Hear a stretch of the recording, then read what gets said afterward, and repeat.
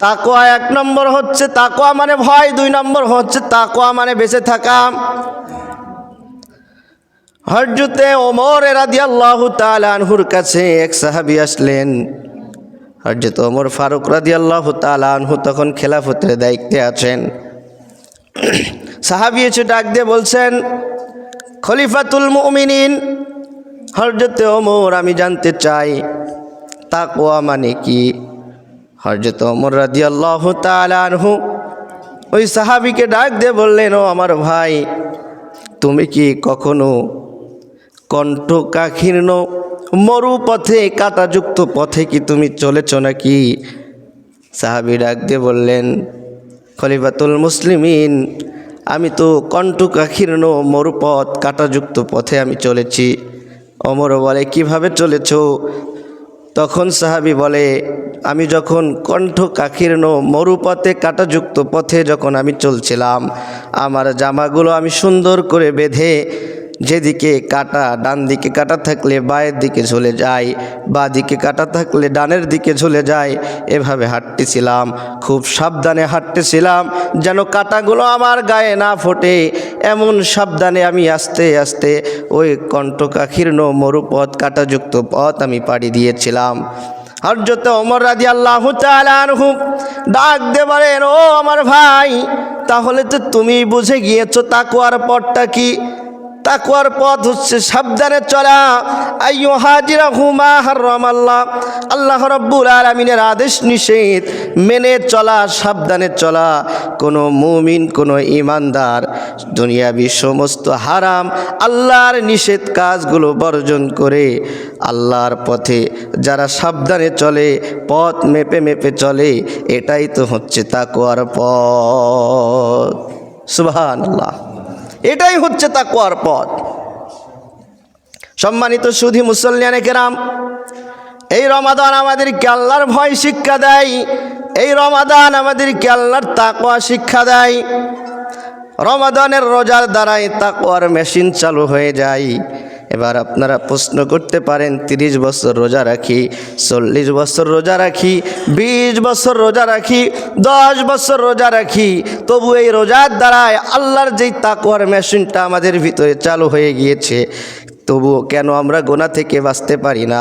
তবুও কেন আল্লাহর ওলি আমরা হতে পারি না? তবুও কেন আল্লাহর নৈকট্য হাসিল আমরা করতে পারি না? সম্মানিত সুধী মুসল্লিয়ানে কেরাম, শুনছেন আপনারা? শুনছেন? তাকওয়ার পথ, তাকওয়ার মেশিন, আল্লাহর ভয়ের মেশিন, খোদার ভয়ের মেশিন এই রমাদানে চালু হয়ে যায়। সুবহানাল্লাহ। কিভাবে চালু হয়ে যায় এবার খেয়াল করুন। সেহেরি খাওয়া থেকে শুরু করে নিয়ে সূর্যাস্ত যাওয়া পর্যন্ত আমরা যারা রোজা রাখি, রোজা অবস্থায় আমরা যত কাজ করি না কেন, এই রোদের ভিতরে, এখন তো তামাকের সময়, কত মানুষ রোজা আছে, মাঠে তামাক ভাঙতেছে, বাড়ি নিয়ে আসতেছে, মাথায় করে তামাক নিয়ে আসতেছে, কি নিয়ে আসছে না? তারপরেও যখন গলা শুকিয়ে যায়, পানির পিপাসায় গলা যখন শুকিয়ে যায়, খুব তৃষ্ণা লেগে যায়, তবুও কি পানি পান করে নাকি?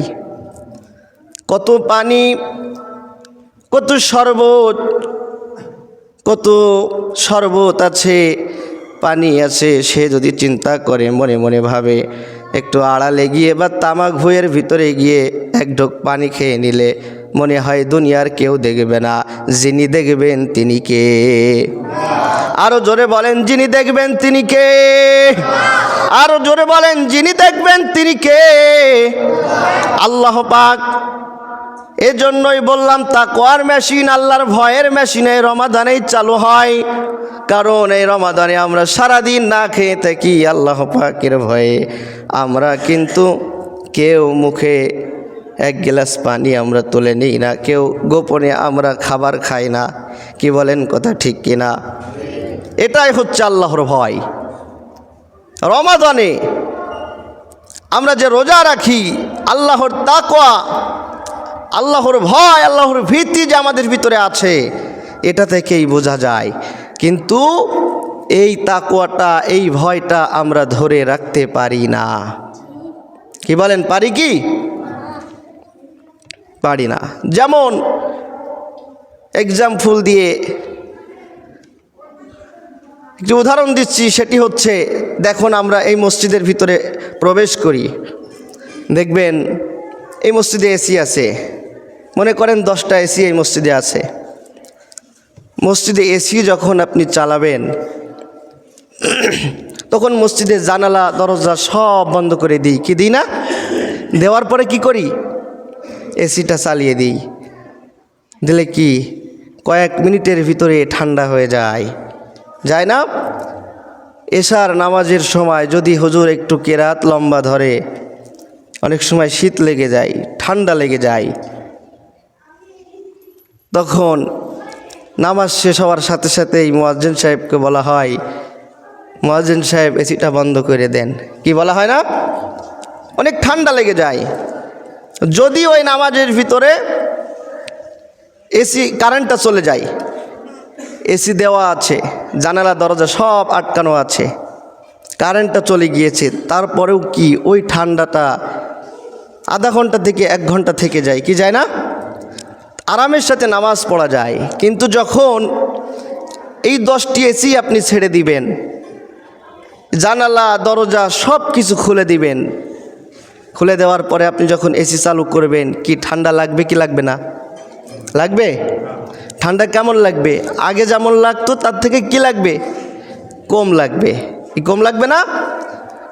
যদি এবার কারেন্টটা চলে যায়, তাহলে কি ঠান্ডা আর থাকবে ভিতরে? 2-1 মিনিটের ভিতরে গরম ধরবে। কেন ধরবে? জানালা দরজা সব খোলা। এজন্য কি ঠান্ডা হচ্ছে ঠিকই, কিন্তু সেই ঠান্ডাটা স্থায়ী হচ্ছে না, বা সেই ঠান্ডাটা থাকছে না, আটকে আমরা রাখতে পারছি না। কাঙ্ক্ষিত মানের সেই ঠান্ডাটা আর সঠিকভাবে রচ্ছে না, হচ্ছে না। কেন হচ্ছে না? আমাদের জানালা দরজা সব খুলে দিয়েছি। ঠিক তেমনইভাবে আমাদের তাকওয়া, আল্লাহর ভয় আছে ঠিকই, কিন্তু এই ভয়টা আমরা ধরে রাখতে পারছি না। আমাদের তাকওয়ার দরজা জানালা সব কিছু খুলে ফেলেছি। এই জন্য আজ 30 বছর রোজা রাখি, 20 বছর রোজা রাখি, 40 বছর রোজা রাখি, তারপরেও আল্লাহর ভয়, আল্লাহর ভীতি, এই তাকওয়ার শিক্ষা আমাদের ভিতরে নাই। কি বলেন, কথা ঠিক কিনা? সম্মানিত মুসল্লিয়ানে কেরাম, কোনো ইমানদার যদি 6টি শর্ত মেনে রোজা রাখে, 6টি শর্ত মেনে যদি রমাদানের সিয়াম যদি পালন করে, সেই ব্যক্তিটা আল্লাহর পরিপূর্ণ, আল্লাহর কাছের একজন বান্দা হয়ে যায়, আল্লাহ রব্বুল আলামিনের বন্ধু হয়ে যায়, আল্লাহ রব্বুল আলামিনের জান্নাত পাওয়া তার জন্য সহজ হয়ে যায়। জোরে বলেন সুবহানাল্লাহ। যে ব্যক্তি 6টি শর্ত মানবে, তার রোজা আল্লাহর দরবারে কবুল হবে, এবং যে ব্যক্তি এই 6টি শর্ত মানবে, তার জন্য এই 30টা রোজাই আল্লাহর জান্নাতে নিয়ে যাবে। সুবহানাল্লাহ। সম্মানিত মুসল্লিয়ানে কেরাম, 1 নম্বর হচ্ছে রোজা রাখা অবস্থায় আমাদের চক্ষুটাকে হেফাজত করতে হবে। কি হেফাজত করতে হবে? চোখের দরজা বন্ধ করতে হবে। তাই বলে কি চোখ বন্ধ রাখতে হবে নাকি? কি আপনারা কথা বলেন না কেন? চোখ বন্ধ রাখতে হবে? চোখের হেফাজত করতে হবে। 1 নম্বরে কি বললাম? আপনারা কথা বলছেন নাকি? 1 নম্বরে কি বললাম? সবাই বলেন কি হেফাজত করতে হবে? আরো জোরে বলেন কি হেফাজত করতে হবে? 1 নম্বর, রোজা রাখা অবস্থায় চোখের হেফাজত করতে হবে। রোজা রাখি, আমরা মনে করি সারাদিন সমস্ত খাবার দাবার থেকে, পানাহার থেকে বিরত থাকা, এটাই মনে হয় রোজা। না না, আমি আমার গবেষণায় পেয়েছি, ওলামায়ে কেরাম তারা বলেন 6টি শর্ত মেনে যারা রোজা রাখে, তাদের জন্য জান্নাত সহজ হয়ে যাবে। 1 নম্বর হচ্ছে চোখের হেফাজত করতে হবে।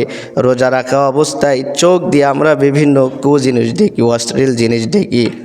যুবক ভাইয়েরা একটু খেয়াল করে শুনুন, রোজা রাখা অবস্থায় অনেক সময় মোবাইলের ভিতরে বিভিন্ন পর্নোগ্রাফি দেখে না? কি দেখে না? অশ্লীল ভিডিও দেখে, অশ্লীল নাচ দেখে। রাস্তা দিয়ে যখন চলি চোখ আমাদেরকে হেফাজত রাখতে হবে, কোনো অশ্লীল ভিডিও দেখা যাবে না, কোনো পর্দাহীন নারীর দিকে তাকানো যাবে না।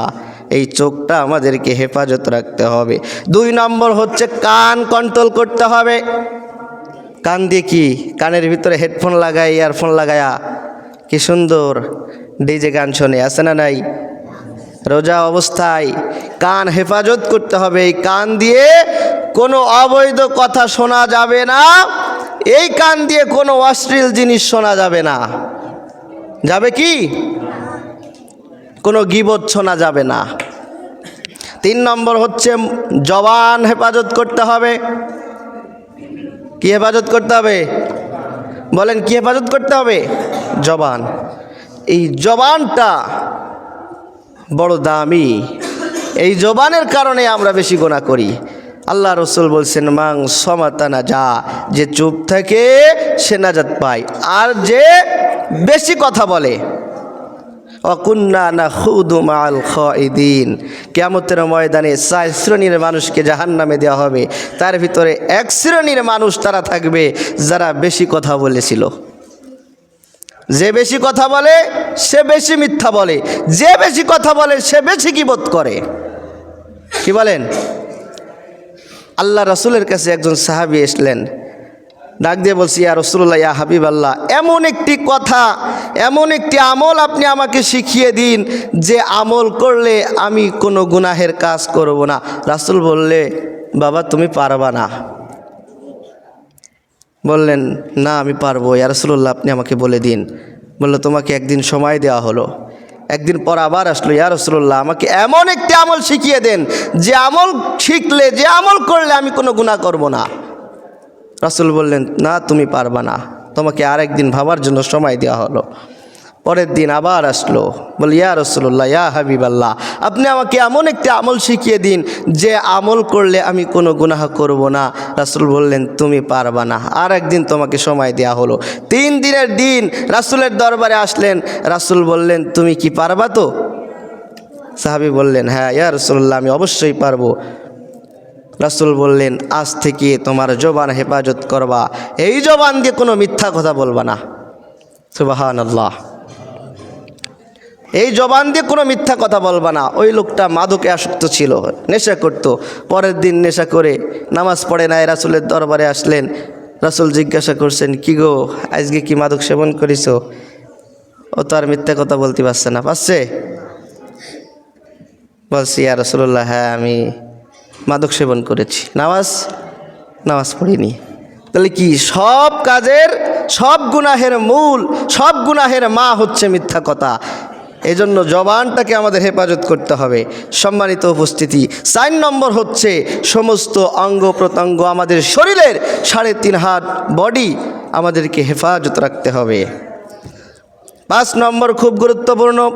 এবার আসুন, 5 নম্বর হচ্ছে সেহরি আর ইফতারে হালাল খাবার খেতে হবে, হালাল সেহরি খেতে হবে, হালাল ইফতার খেতে হবে।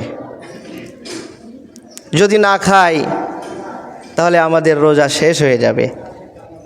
যেমন একজনের গায়ের রক্ত কমে গিয়েছে, ও পজিটিভ রক্ত।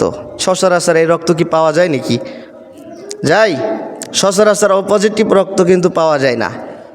এখন তার রক্তের পয়েন্ট কমে গিয়েছে, এখন তাকে রক্ত দিতে হবে। আপনি যদি এ পজিটিভ বা বি পজিটিভের রক্ত তার গায়ে দেন, সে কি বেঁচে থাকবে না মরে যাবে? কি বলেন, বেঁচে থাকবে না মরে যাবে?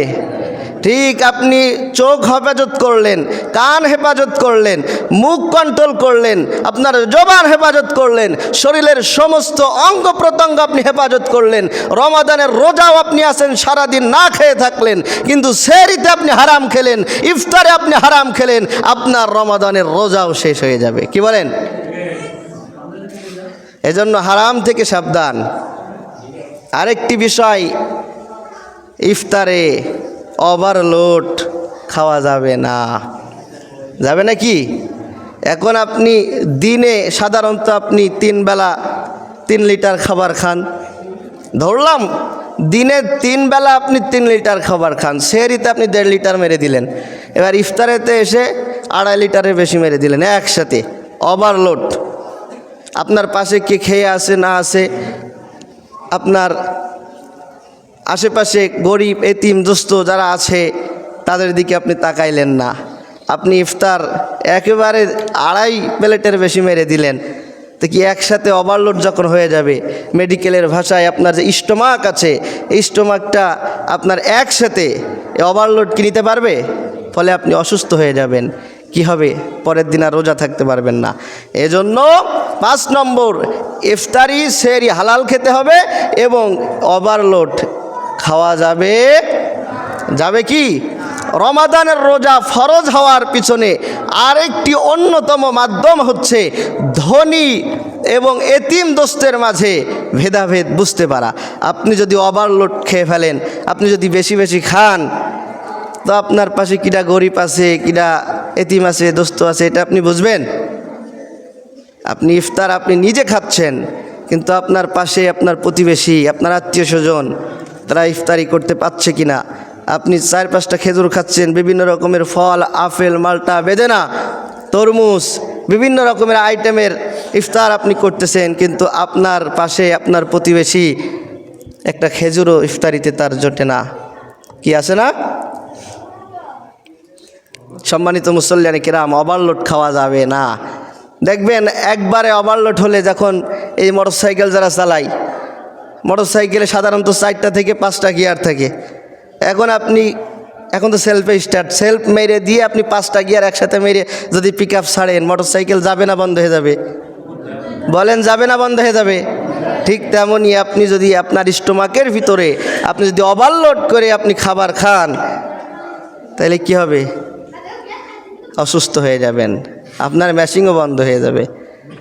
এই জন্য আমাদের সজাগ থাকতে হবে, আর বেশি বেশি এই রমাদানে নিজে খেতে হবে এবং প্রতিবেশী যারা আছে তাদেরকে খাওয়াইতে হবে। সম্মানিত উপস্থিতি, এটা বলছিলাম কয় নাম্বার? 5 নম্বর। জোরে বলেন, কয় নাম্বার? 1 নম্বরে চোখ হেফাজত করতে হবে, 2 নম্বরে কান হেফাজত করতে হবে, 3 নম্বরে মুখ জবান হেফাজত করতে হবে, 4 নম্বরে শরীরের 3.5 হাতের ভিতরে সুটামো দেহ সমস্ত বডির অঙ্গ প্রত্যঙ্গ আপনাকে হেফাজত করতে হবে, 5 নম্বরে সেহরিতে হালাল খেতে হবে, ইফতারে হালাল খেতে হবে, ওভারলোড খাওয়া যাবে না, প্রতিবেশীকে দেখতে হবে। 6 নম্বর হচ্ছে আপনি এই 5টি সব করলেন, জবান হেফাজত করলেন, চোখ হেফাজত করলেন, সমস্ত অঙ্গ প্রত্যঙ্গ হেফাজত করলেন, আপনি সেহরিতে হালাল খেলেন, ইফতারেতে হালাল খেলেন, কিন্তু 6 নম্বরে আপনার ভিতরে মনে মনে এমন ভাব হচ্ছে যে আমি যখন সব কিছু হালাল করেছি, হেফাজত করেছি, আমার রোজায় মনে হয় আল্লাহর কাছে কবুল হবে। এই অহংকার, এই আহমিকা, এই ভাব আমার আপনার ভিতরে যদি থাকে, এই রোজা আল্লাহর কাছে কবুল হবে? এই জোরে বলেন, হবে? হবে না।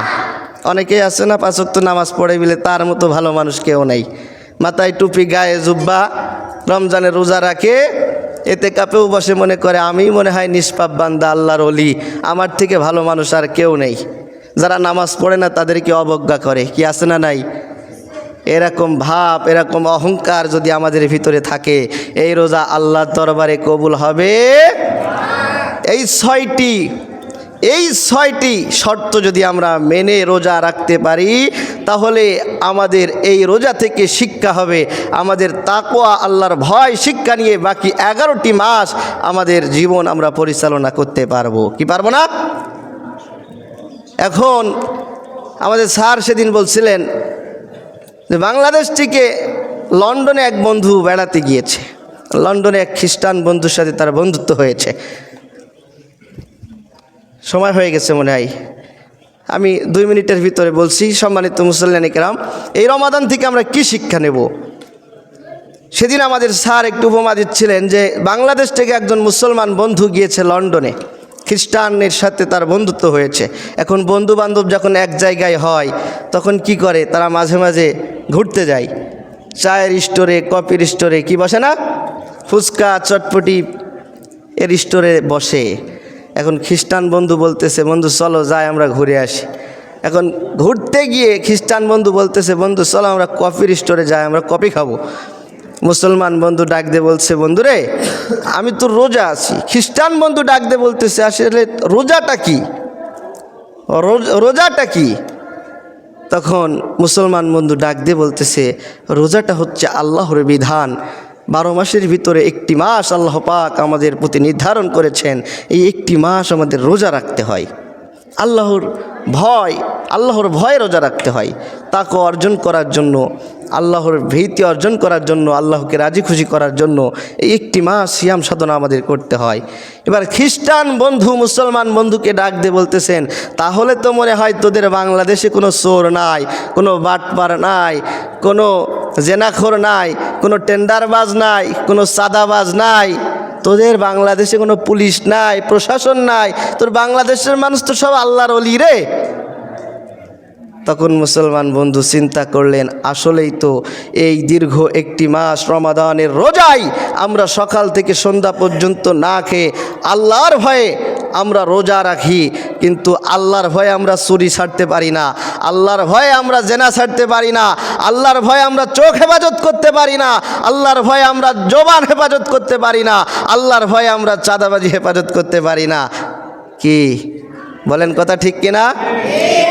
একটি মাস যেমন আল্লাহর ভয়ে আমরা না খেয়ে আল্লাহকে রাজি খুশি করার জন্য থাকি, এই রমাদানের শিক্ষা একটি মাস যেমন আমরা ট্রেনিং নিলাম, আল্লাহর ভয় আল্লাহর তাকওয়া অবলম্বন করলাম, বাকি 11টি মাস আমরা চলবো আল্লাহর ভয়ে। আমরা মিথ্যা বলবো না, আল্লাহর ভয়ে আমরা চুরি করব না, আল্লাহর ভয়ে আমরা গীবত করব না, আল্লাহর ভয়ে আমরা আমাদের হাত দিয়ে, আমাদের পা দিয়ে, আমাদের শরীরের সমস্ত অঙ্গ প্রত্যঙ্গ দিয়ে আমাদের কোনো মুসলমান ভাই কষ্ট পাক, এটা আমরা চাবো না। আমরা যদি এইভাবে আল্লাহর ভয়ে জীবনটাকে সাজাইতে পারতাম, তবেই এই 20 বছর 30 বছর 40 বছর যে আমরা রোজা আছি, এই রোজার শিক্ষা যদি আমরা গ্রহণ করতাম, তবেই আমরা সোনার মানুষ হয়ে যেতাম, এই বাংলাদেশে কোনো প্রশাসনও লিখতো না। কি বলেন, কথা ঠিক কিনা? আসুন আল্লাহ পাক আমাদেরকে এই রমাদানের পরিপূর্ণ শিক্ষা নিয়ে আমাদেরকে চলবার তৌফিক আল্লাহ পাক দিক, বলেন আমিন।